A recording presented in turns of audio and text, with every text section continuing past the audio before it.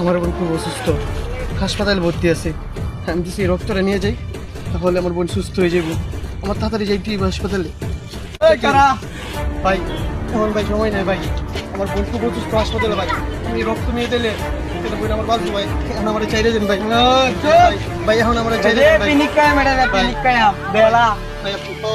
রক্তটা দেড় আমরা ভাই।